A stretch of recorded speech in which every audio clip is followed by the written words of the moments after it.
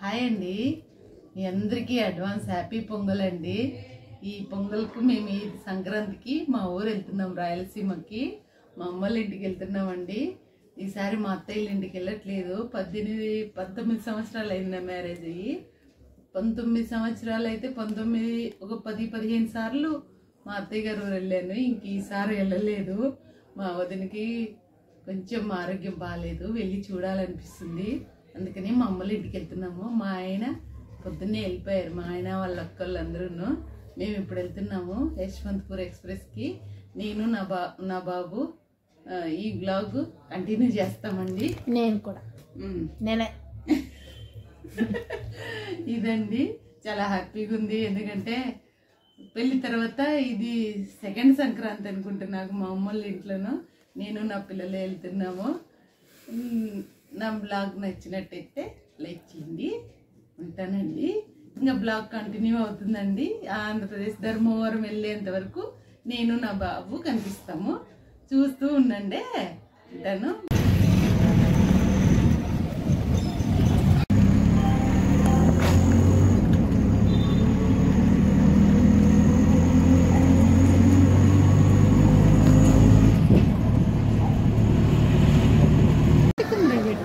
So railway స్టేషన్కి వచ్చేసాము.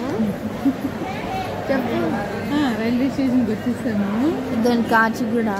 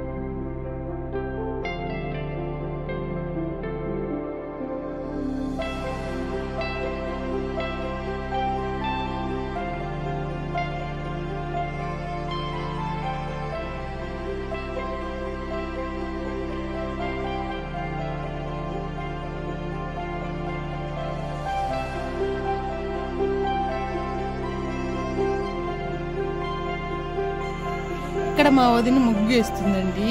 మా వదిన గారు ఈ బుడ్డగాళ్ళంతా ఇక్కడ కూర్చున్నారు రంగులు వేయడానికి. మా అన్నయ్య గారు ఎక్కడున్నారు?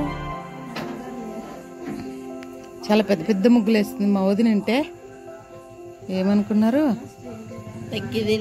కదా? ఎందుకు బాగాలేదే? బాగుంది, వస్తుంది లేదే.